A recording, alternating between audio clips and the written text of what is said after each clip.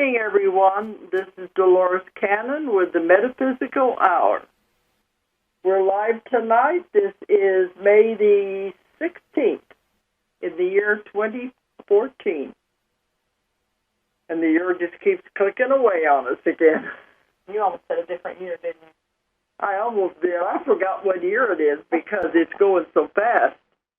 But anyway, tonight we have Julia back. She's been over across the pond. She's been in England. You've gone up. Well, I came back last month, and you've been over there. I was just there 2 weeks longer than you. I thought it was 3 weeks. No. I just stayed over a couple of weeks. I know. Longer. It seemed like forever. It did. I had to do the show by myself, sitting here staring at the wall. But we had some nice colors that came in anyway. But Julia's back now. So tonight,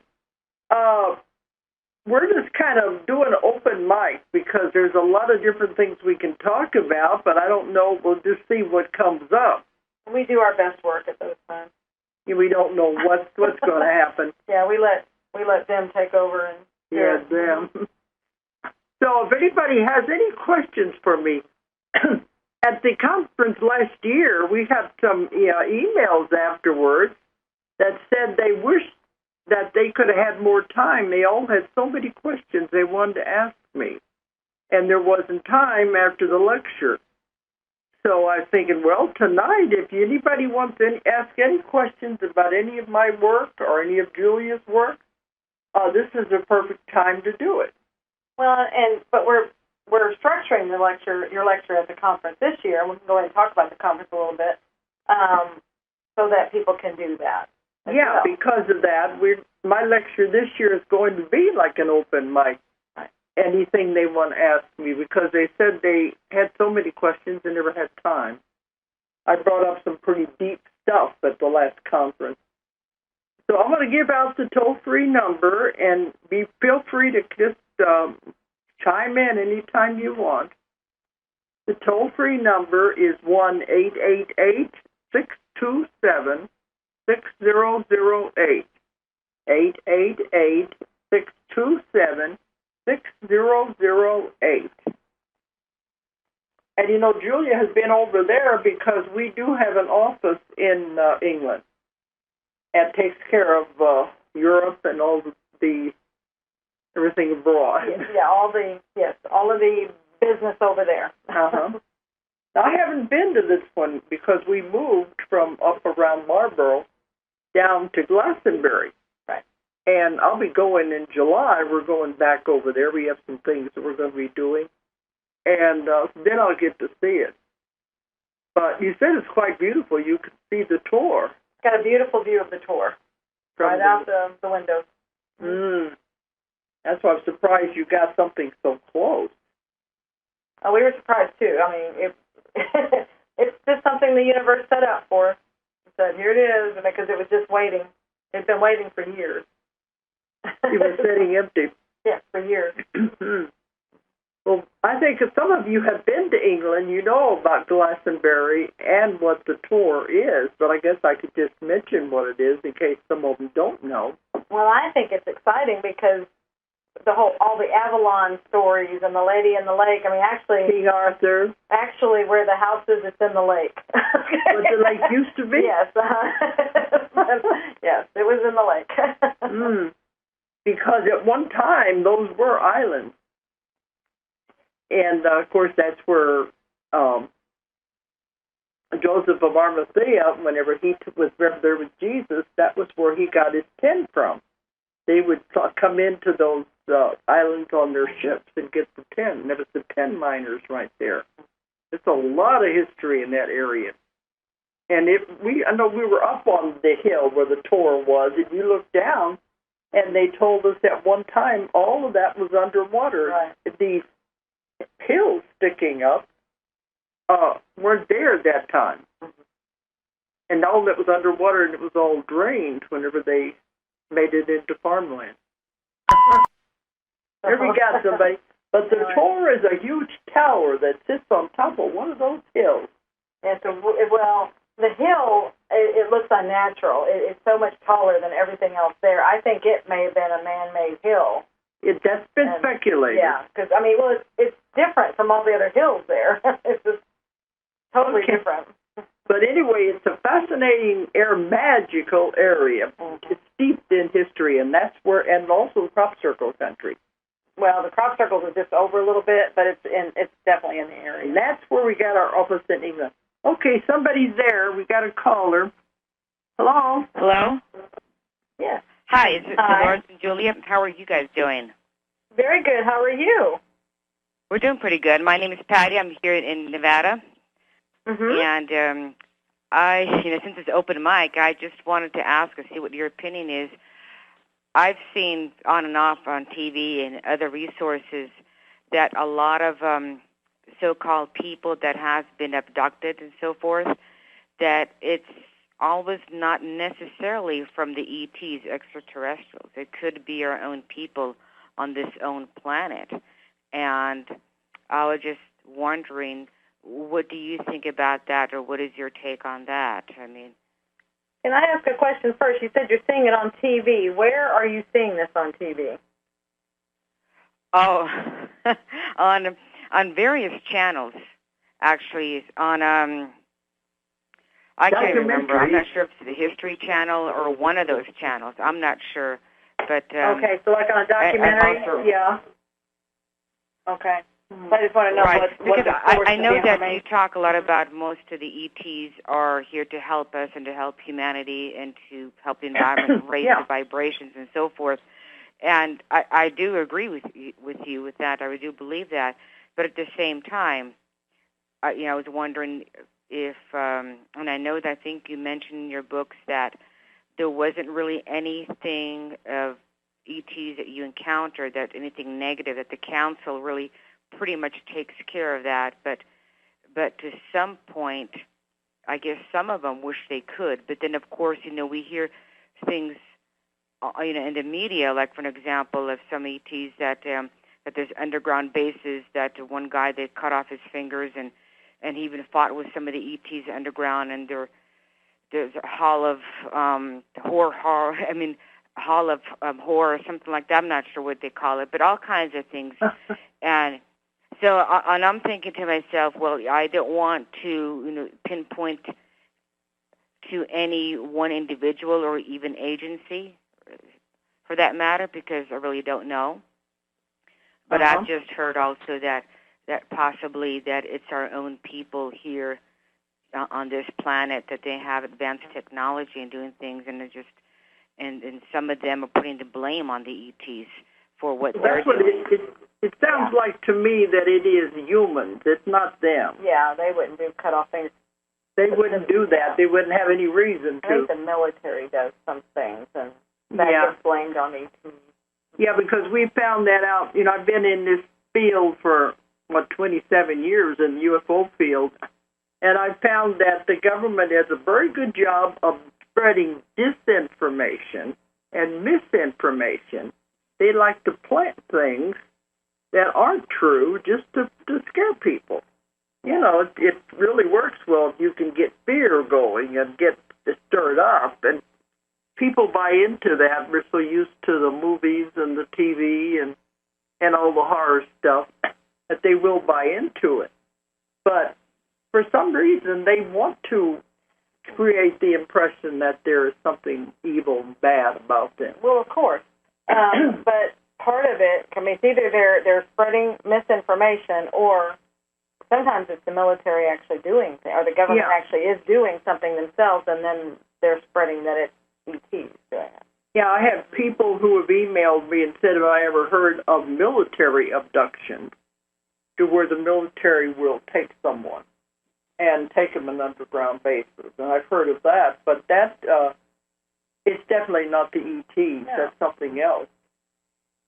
And I've heard all kinds of stories like that. If you have a lot of information about ETs and things, that's what they want to take those people. Have you heard like other entities, other people from our own planet then having advanced technology?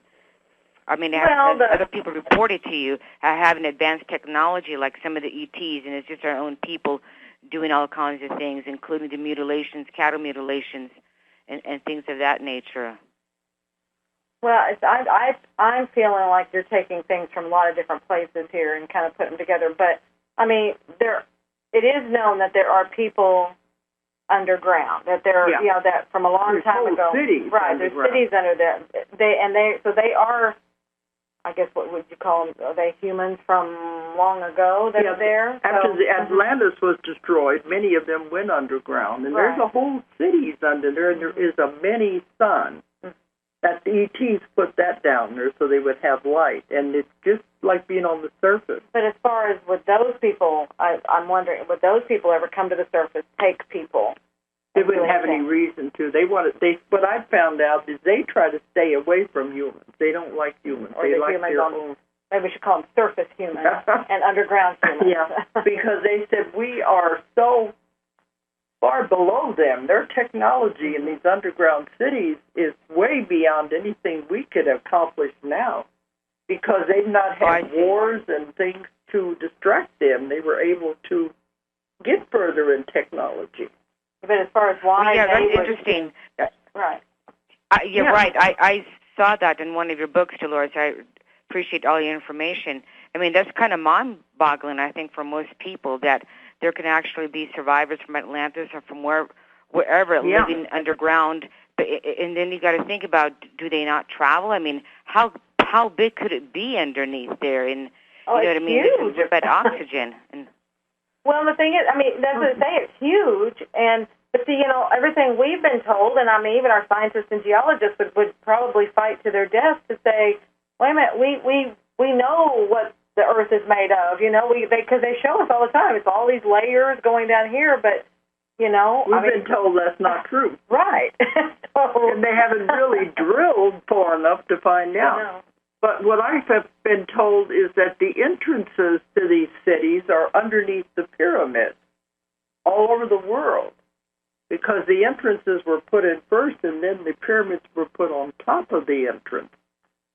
And there's whole cities down there, and they have ways to transportation. They said 3,000 miles an hour. Right, and you say something about like how did they get oxygen down there? That's pretty technical, but it's natural.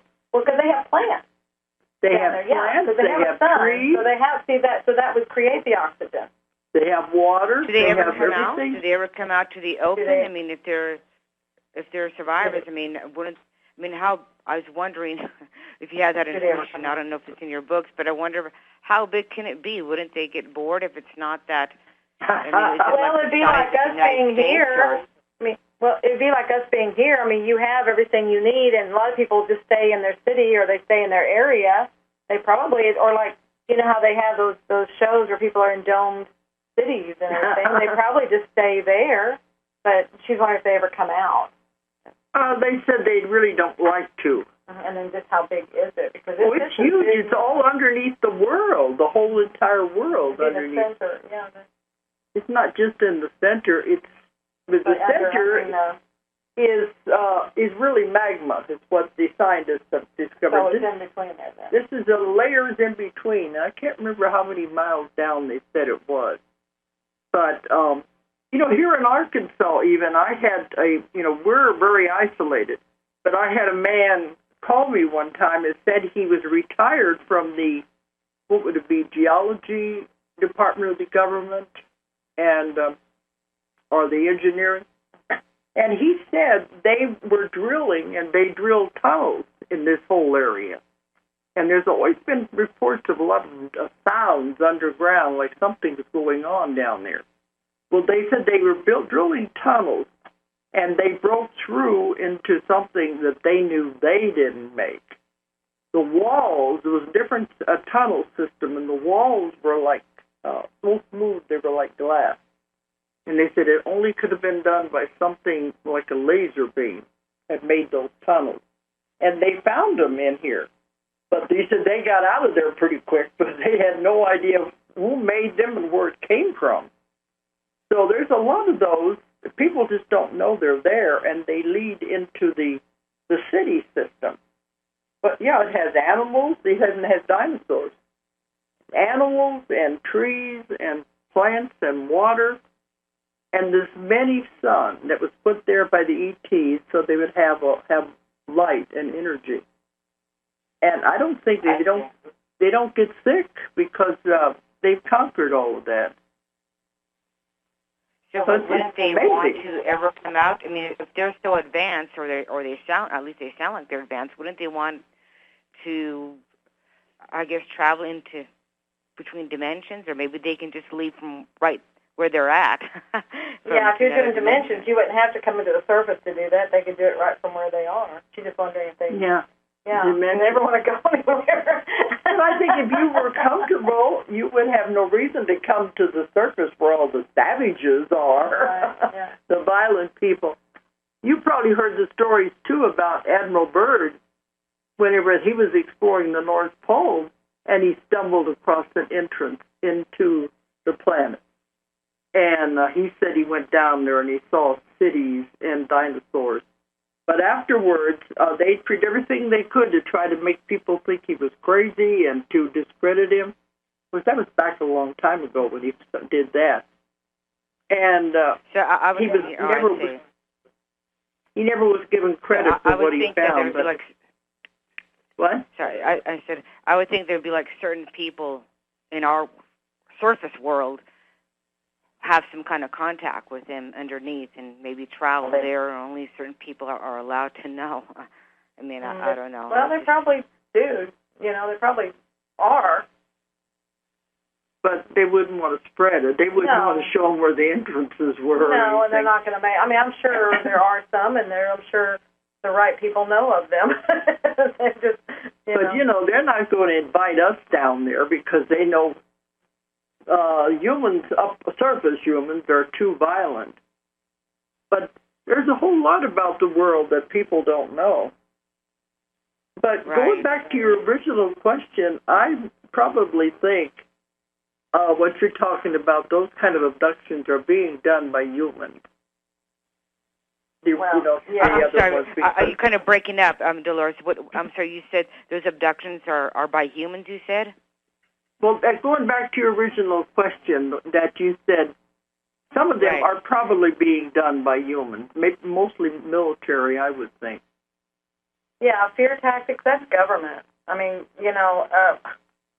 the government of somebody is notorious for fear. That's how they operate, it's fear tactics. So if there's something trying to scare you, then it's fear. And then that's what keeps coming to me. It's right, it's our own people. Because I just can't imagine. I mean, we're the only ones that would do that kind of stuff. Humans do that to humans. Yeah, right. And Dolores and Julie, I'm also pretty surprised at how you're a little bit open about it, because from my understanding, from what I read, as an example, what I'm trying to get at is you probably heard of the great psychic who Pat Price, which a number of years ago he was mysteriously died in Las Vegas after drinking a cup of coffee. And he was a person that he did a lot of remote viewing, and he was really extremely good at it. And he remote viewed 4 bases here in the world that is operated by ETs. And so it's like there's a lot of people. It's like sometimes people have to be careful in what they try to investigate or what they find out, and if they do know, investigate it, not to really spread it around, because otherwise they can be up for a target. They can be. Oh yeah, I heard that the whole time I've been working in this field. They all say, "Well, how can you do this? Aren't you worried about the government coming after you?" But I don't worry about it. I just go ahead and do my thing. But I know there are bases underground that are ET bases, and they have bases under the waters. And there's been lots of sightings of ships going in and out of lakes and the ocean. So they definitely have bases under the water and their bases underground, but that's them. But also the government has bases under mountains, certain kinds of mountains. there was one, I can't remember where it is now. It was in my Nostradamus book that was talking about the government has a whole city that they put there for the evacuation of Washington if it would ever become necessary, where all the government people could go and it would be just taken care of. And they have everything in place. Where's that located at? Public knowledge. Yeah, it was in Colorado. They said there was one. Mm-hmm. There must be several others, but those were for the evacuation of Washington, and everything was set up so they could run a government from underground. There's a lot of things people don't know about. Yeah, but I just try to just learn a little bit here and there what I hear, but I'm not the type of person that I would go out and spread the word or do something crazy to get people in the government or hire to get them wheels turned or anything like that, because I think in the long run it's not worth it. I think that if you can just be yourself and just kind of spread positive vibrations through meditation or by whatever means, at least you're doing something to help the planet. Absolutely, Patty, and that's how, we just don't go to the fear, and that's what you're saying there. I mean, you don't buy into it. I mean, because who knows how much of anything is real, because people that, remember, there is no such thing as fear, and this planet, that's what it's notorious for, is building fear. So that's the biggest lesson and challenge that we have when we come here, is to learn how to operate here without buying into all the fear. It's actually, and the first part of that is recognizing how to distinguish, and but you don't need it. They say spirit is an illusion. Fear is for entertainment purposes only. Right, and it comes in so many disguises, so many. Oh, absolutely, absolutely. But I think that also, Jill, when you're saying about don't buy into the fear or anything, that's really good because you're having more of a positive protection around you. But also, I also like in Dolores, what you talked about in your books, is that you really, like you said, you got a special protection, which is great. And I think that many people that works in this field or anything like that is going to need or need all different types of protection that you can possibly think of. Because I think that when you say about fear, but if you got protection, it minimizes a lot of the fear. Right, but the thing is, there's nothing to be protected from. See, so that's where. When you can say you got to be protected, that's implying that there's something to be protected from. There's nothing to be protected from because everything is fine. And see, exactly, you create. So if you're going to think, I got to be protected, then you're going to attract to you things to be protected from. Well, you always draw to you the one thing you're afraid of. You will draw to you. You give it energy. Right, and so if you come from, what they're trying to tell me is it's your frequency. If you carry the frequency with no fear and all that. When you're on that frequency, then these other things can't come to you because they're not of that frequency. See, it's like frequencies, exactly, like frequencies attract, and they're on two totally different levels, so it can't happen. It doesn't resonate. Right, and as long as, and so if you're in a fear mode, then you're going to attract and all the things that are fear modish. You're making it work. If it works. Okay. Well, I always tell people in my lectures anyway, when you hear all these things, ask lots and lots of questions. Right. Don't believe what anybody says. Don't believe what I say. Make up your own mind. And ask lots of questions. And if it doesn't sound right, well, then don't buy into it. Yeah, see what resonates for you. And it may very well be that that's truth for you. And that's fine, because it's your level of experience that you want to have at this point. I've had my fear stuff, and I'm done with it. And I just don't choose to have it anymore. So that's where I believe that, too. Right. I mean, I believe it, too, that... whatever, and I've heard of that. You probably, and I know, Dolores, you've, I think you mentioned in your books, you've been to the Edgar Casey there at the ARE in Virginia Beach, and that, and in part of his readings that Mr. Casey said is that what you fear, I cannot remember the exact terminology that he used, but it's something that if you believe it, if you attract fear, then what you fear is going to happen in your life or something. You attract that and you put that vibrations in your life for fearing that. Because remember, you are a creator. You create everything that's in your life. You're a great and powerful being. So they are always saying, why not just create good and love? You don't need that other. You can create it because you have the power. But right. I mean, because nothing here is real. Anyway, it's all your creation. So create what you want. I mean, we create the fear stuff because we didn't know any better. Well, now you know better. So it's on you if you want to still create that kind of stuff. Right, yeah. Well, we're learning because now things are changing. The veil is thinning. Everything is changing. So it's time we're all waking up anyway. Right. Okay. Well, I thank you for your input, and I'm just going to probably hang up right now and just put you back on speaker here over here. No problem. Well, thank you for your question, Patty. That was great. It was a good question. All right. Yeah. Well, thank you for being here every week, or almost every week. Okay. Except when we're all traveling. Okay. Thank you, Patty. All right, thank you. Bye-bye. Okay. Because I never know if I've covered these things. We probably have, but I don't remember if we have or not. So anybody wants to bring up something, It's perfectly okay. But, we were talking about the tour there in Glastonbury, and it is a tower. It sits up on top of that mountain, a hill. But, I've heard that before, that hill, it doesn't seem natural that it could be man-made. No, it's very different from all the other hills there. I mean, it's a lot higher, and that right there is something odd because the rest of the range is they're all about the same, and then this one just stands up way above it. They put that tower up on top of it then.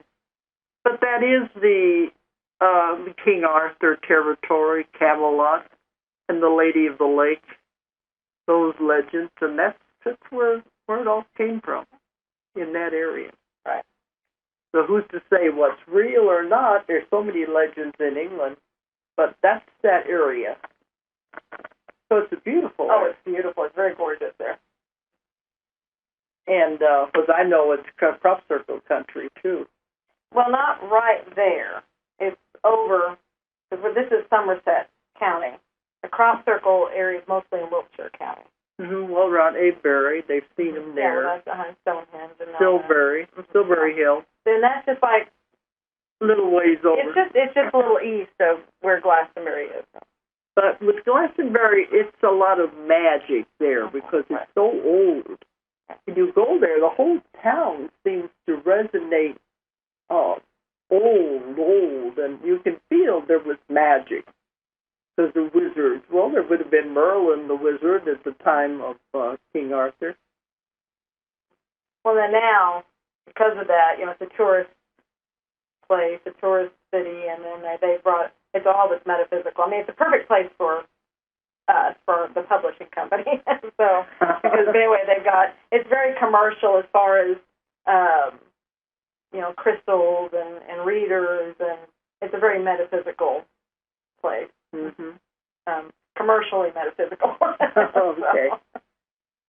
But yeah, they did, before they drained the lakes, that's where Jesus and Joseph from Messiah, he would bring his ships in there to get the tin, because he was the tin miner. He sold tin all over the world. He was one of the richest men in the world at that time. Tin was like gold, because they used it to make bronze, which was a very valuable metal in those days. So he used to hide because he had ships that would follow him, trying to see where was he getting his tin. And that's how important it was. So they had ways of sneaking in through those channels to get into those islands. Those were the 10 islands all around that area. So you said where our office used to be at the bottom of one of the Well, I think so. Just looking at it in relation to the hill with the tour, I think it's either an island or it's the lake. So, it's hard to say. Well, in some of my books I'm writing, I've got a whole lot of more books that I've got material that goes way, way back that I've had 30 years or more that I haven't ever written about, and going back to those. And in one of those, it talks about, I would say it would be the Druids, but the Druids were the women, and they were not bad. They've had a terrible reputation. The church wanted everybody to think that the Druids were awful people. But the women Druids would meet. Their goddess was the Lady of the Lake. That's why I think that legend is real. I'm still doing research on it because I'm going to eventually put this in a book. But they had an island out there that they would go and have their gatherings. And so they had to be careful because the church, everybody trying to kill all these people. And they would follow them. If they get a bunch of them together, and they could kill them. So what they did was they would go to this one island they said was their sacred island, and they could gather there. But the only time they could go there was during certain times of the moon, because otherwise it would all be water around there. You couldn't walk out to it. But in certain times of the moon, I guess because of the tide, there would be like a land bridge that would connect over to the island. And then once they got over there, well, then the water would come back in and nobody could find them. And they could do their sacred ceremonies. Cool. So, and I've gotten that through 2 or 3 different people about that. And so I think that's probably, they kept saying Our Lady is the one that they, I don't know what they worship. And I wanted to know, was it a real person, a teacher, or a leader? And they said they couldn't see her. But that's why I think it all goes along with the legend of the Lady of the Lake, where it all came from. Well, I think it's funny now. I'm visualizing when I'm, driving around and everything, and when you say that, I can almost see what may have been the land bridge. The land bridge. Uh-huh. And then thinking about when you're driving, I mean, we'd be at the bottom. It would have to be the bottom of the lake. It has to be. And that's just funny thinking about that. So that would have been all lake. Because that way, if somebody was trying to follow them, and, they would always be doing their practices in secret. Somebody was trying to follow them, they'd go out there, and they'd always do it at night. Go across the land bridge at night. Nobody would know where they were going. They wouldn't be able to find them. Well, it'd be interesting if where the office is that island. I just know when people come there. I mean, it's got such a beautiful, peaceful energy in where we are. Even though it's a new building. It's 10 years old. That's new. It is. It's very new over there. Yeah, it looks American. That's what I like about it. It's not an old building, no. Oh, because you go into some of those towns. Canterbury is another one that is just so old. And they have so much stuff in their history. Oh, and you can feel it coming out of the walls. It's just ancient. What's the other one? Norwich. Yeah. That you can feel all the history. Because we were in a restaurant there that goes back to the days of the monks. What was it, 400 or something? Right. Well, it was like back that far, but they're old. And it's a funny feeling. I told them while you were gone about us going to the concert we had over there, and then whenever we did our talk, it was in this old church. Right. Yeah, those walls could talk. Oh, yeah. What they would say, because you could just feel it just ancient coming out of... We don't have anything like that in America. America, it's only 1700s, 1600s at the oldest of anything could possibly be in America, and it wouldn't have these big cathedrals like that. But there, they just go way, way back, so they're steeped in history. But I've got a lot of that because I love history, and when I get these sessions, a lot of times I'll hang on to them until I get more information. The one book I'm going to be writing deals with all of these things. So it's not quite convoluted universe material, but it is interesting material. Is that the secret knowledge?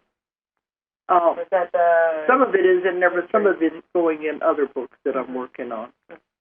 They're just too much to put it into Well, one. I know people want to know what's in these books that are coming out. And they're always trying to lead in. I'm trying to help you guys out there. She's going to evade this as much as possible. Well, yeah, because everybody's always saying, when's your next book coming out? And what's it going to be about? Well, everybody's always thinking it's going to be the next convoluted book.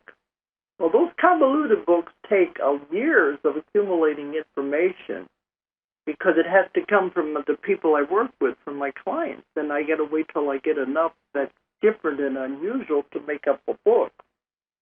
I've got over half of the next convoluted one is coming together, convoluted 5, and it has some new strange information in it. But I'm still getting information for that, so that's not the next one. Everybody says, when's convoluted 5? The next one is, the one that's going to be coming out now is called The Search for Sacred Knowledge. We shortened the title a little bit. Oh, I thought, just Nancy said she thought it was The Search for Hidden Sacred. It was, but we've taken hidden out because it's like you're searching. Anyway, there was a council that decided that was a hard-to-remember name, and so they came up with Search for Sacred Knowledge. Okay. Yeah. That's what it's going to be about then. Right, uh-huh. But I get so much information, and when I try to put it all into a convoluted book, it becomes too much. That's what happened. It was supposed to be part of convoluted 4, and it turned in now it's a book by itself. Besides, it kind of needs to be away from, the convoluted books are different. They always have a twist and a turn in there when you're going into past lives. Hence the title Convoluted. Yeah. You never know where it's going to lead, and I just go along asking questions because I never know what my clients are going to say, and they always surprise me. But this was material that I've accumulated for many, many years now, all dealing with sacred knowledge and lost knowledge and hidden knowledge. And so I've been putting it together, and it's now going to be in a book by itself. But as far as what it deals with, it goes back really to the beginning, with the ETs. Whenever, after we were created and we were all forming civilizations, beginning to be somewhat human, the ETs came and lived among us so they could teach us. Because every culture in the world has the legend of the culture bringer. Nobody just all of a sudden decides I'm going to go out of the jungle and start building a house or start fire or start planting seeds. It doesn't happen that way. Somebody has to teach them. So this is where the legend of the culture bringers came from. Every culture in the world has it. The Indians have their corn woman who came and taught them how to plant corn. And all of the cultures have that. They teach them how to hunt. The basic things that a civilization needs. Probably the next step that they need. Yeah. And they're not going to teach them computer science if they just got to learn how to plant food and how to build houses. That'd be the first basic thing. Well, when you think about the needs hierarchy, first need is survival. So they had to teach them how to survive. Yeah. So they came and lived among them. And in all the legends all over the world, the culture bringer always comes from the sky or from across the sea. And so it's always the same thing. Well, when I found out that these were ETs, this was their assignment. They had to live among these people, the developing civilization, to give them the basic knowledge. So that's when I start the book out as some of the things I've got when they were living among them. And they were beginning to give them the basic knowledge. And in fact, there's one of the chapters is they think we are gods. But because they could do all these things that the average person couldn't do, they were worshipped. And this is where your legends came from. Because they didn't die until they wanted to die. They stayed as long as they could. So they just went on for generations and generations. But then it came to the point they knew they weren't going to be able to stay here forever. You just start the civilization out, give it its basics, and then you hope they're going to do it, or use it in the right way. Then they have to leave. So before they would leave, they would pick certain people who they thought were advanced enough that they could teach them. And they passed on a lot of the knowledge to them. And they interbred with some of these people so they could have some of the same abilities that the ETs had, for psychic abilities and all of those things. So it shows how in those different stories, you come from all these different people of the steps that it went through when they were living among us, the ETs, and then the first ones that they interbred with had abilities. And, of course, nothing didn't go over so well. And so it's interesting stories of that, especially in the part where they think we are gods. And they said, we're not gods. It's just the alien blood is all it is. That makes us appear different. But they didn't want to be worshipped. Well, and then they also live much longer. Yeah. But a lot of them didn't get sick or anything, so they'd already conquered a lot of that. But as the generations went on, that blood began to be more and more diluted to where a lot of the abilities were not being passed down. So this book kind of follows that trend. And then it takes it up until later, whenever people in later days have any of these kind of abilities, then they were thought they were witches, and they'd kill them. Shows how everything changed. But it's over a span of a long time. It just got all these sessions, and I tried to put them in some kind of a chronological order as the way the events must have happened. So it's hard to say what it's about, except showing that the knowledge has always been there. It's been there. Like you said, it's not showing you how to get it or how to bring it forward. It's just showing you that where it came from. And then something else you've always said is, if you know that that's been there, I mean, which is a possibility for every one of us, then you can also retrieve that if it's appropriate, if you want it. If you want it. Some people are wanting it. A lot of my clients want to because they feel they used to be able to do things and now they can't. A lot of them remember being able to do things when they were little kids. But then, the adults would say, well, no, you can't do that. Stop talking like that. People think you're crazy. Stop levitating. Stop. I was going to say that because a lot of them that I've written about already, they said when they were kids, they remembered being able to levitate. And one said he could fly. That, Johnny? Stay on the ground. No, one said he knew he could fly until he was being told enough times you can't do that. And they said, I want that back.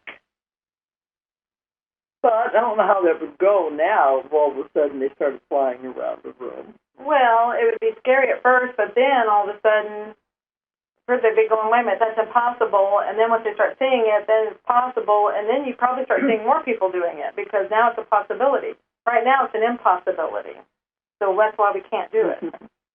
But a lot of my clients said they remember doing all kinds of strange things when they were very young. But it's always the adults that stifle it and push it down.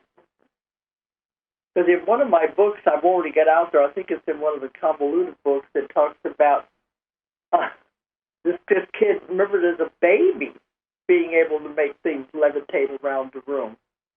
The knives and forks and everything floating through the air and all this weird stuff. And they lived out in the country. Well, the parents had no idea what was going on. And they used to put the baby in the oven. The oven is not lit, but they put her in the oven to hide her because they didn't scared her what she was able to do. So naturally they're going to shut it down. And then when she got older, they would hide her in the closet and said, "You can come out whenever you stop being bad and doing those things." Well, then naturally they're going to turn off those abilities. Well, sure, because they're afraid. They're thinking. That's as we've been taught. That's evil. Mm-hmm. And so, but what are they going to do with this child? That's my child that I love, but this is evil. Look at what he's doing. Can't let people know they're evil. But then for the kid, it becomes survival. I've got to adjust to the outside world, or I'm not normal, and put me in the closet. And they get to where they're afraid to let anybody know what they can do. So a lot of them now said, "I know I can do these things. I want to get those abilities back." And after all my sessions, they're told, "You don't have to worry about it. Nobody's going to burn you at the stake anymore." And so it's perfectly okay to experiment with these things, but that's our normal birthright. Right.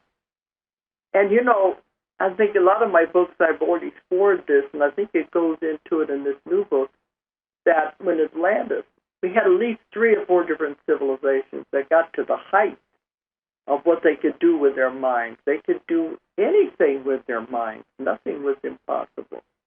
Then they overdid it. They misused the power. So that's when it has to be taken away. And when that happens, they said it's like blowing a fuse.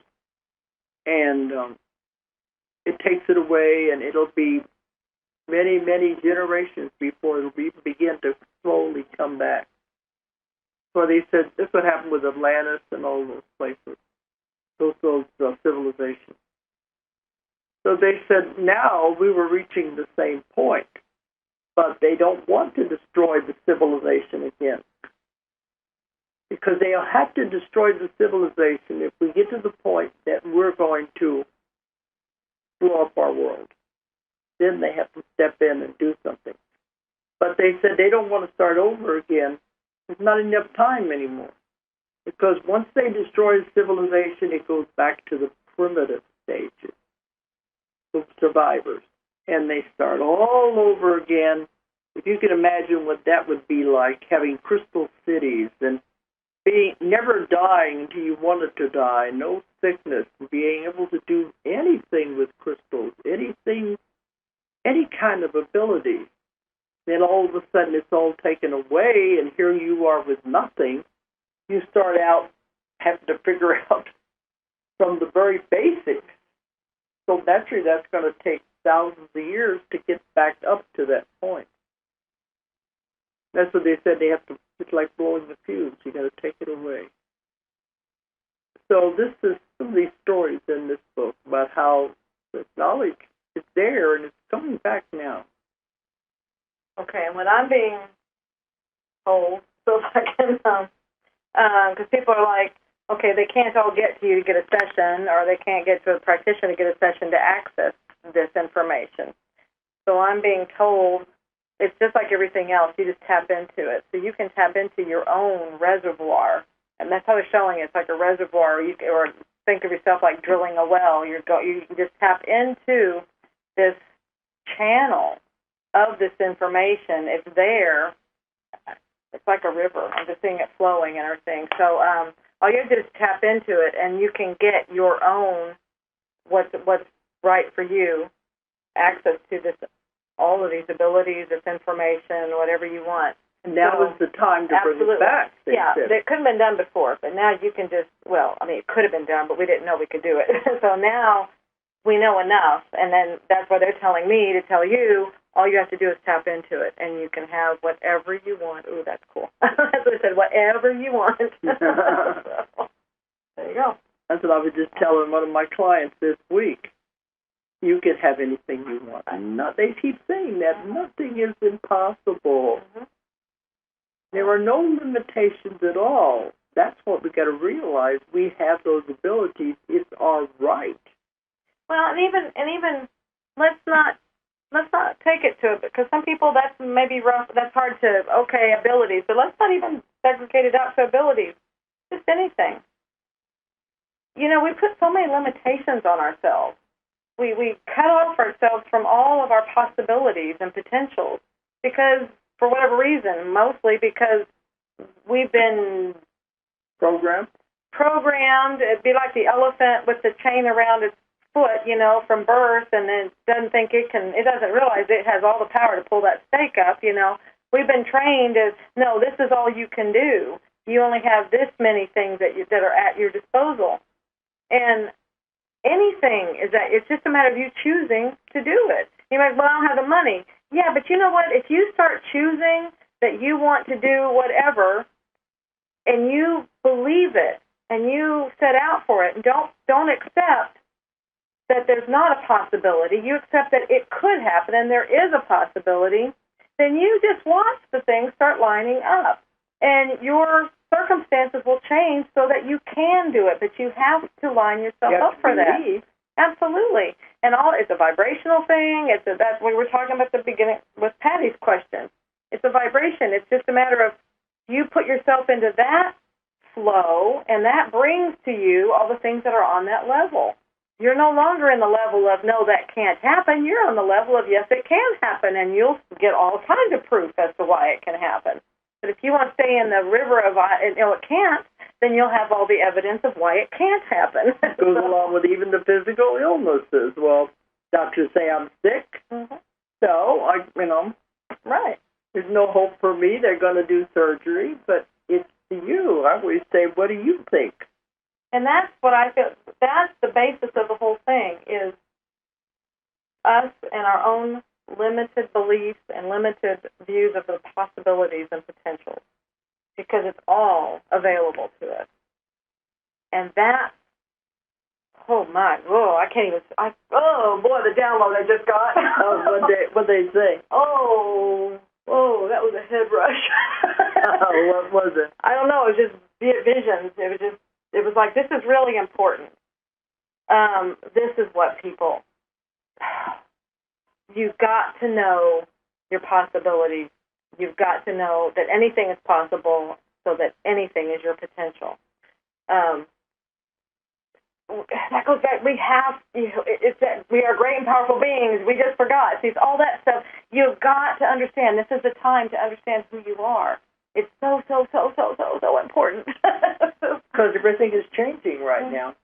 But this is how, it's just, I don't know if any of you can feel this love is coming through now. They're like, this is the greatest gift that we can give you.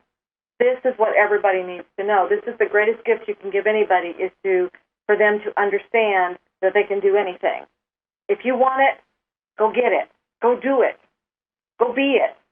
You can do anything. No is never, that's not the option. You can do anything. If that's what you want to do, then go do it. You just have to get your frequency there and resonate with the possibility of it. And that's what I tell you. You create your reality. Absolutely. And if things are not going right in your life, change it.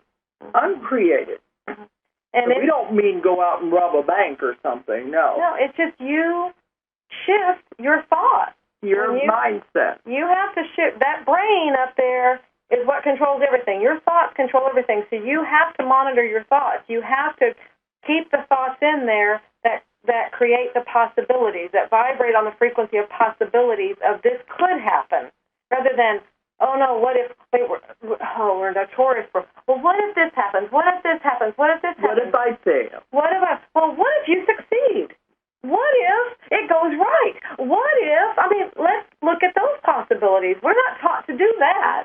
No, my mother and father weren't raised this way, so I can't be any better than they are. Mm-hmm. We have all kinds of limiting beliefs that are shoved down our throats. And it's like, enough.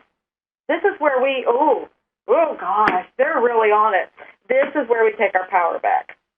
This is how, we always saying step into your power. They're like, take it back. Take the power back. This is who we are. We've always had it, but then, church is one thing that has taken a lot of it away. Exactly. But they don't have the power anymore unless we give it to them. Nobody has the power unless you give it to them. Mm-hmm. Take your power back. Know who you are. Oh my goodness, we don't have an inkling of what we can do. And I know we're coming close to the shore, so I think that's what we need to follow up on next week, because this is really, really important. The stuff that they're just downloading is tremendous. But now is the time. We're living in the most important time in history, and everything is changing.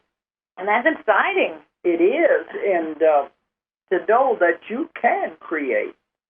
Well, I think I've said in many of my lectures, the greatest lesson you start to learn when you come to Earth is how to learn how to manipulate energy. And people said, well, what do you mean? Everything is energy. Now, what does it mean when you say you have to learn to manipulate energy? That means you have to learn to create. That's what this is all about. And you don't graduate from Earth School until you learn how to create. And everything is possible. Yeah, but it's a matter of, it's just one thing to say, but now it's time to really be shown. And that's where this is important to better understand how this is done. But everything begins with a thought. So first you have to create what it is you want. You have to think, what is it I want to create? Yeah, I know we're at the end here.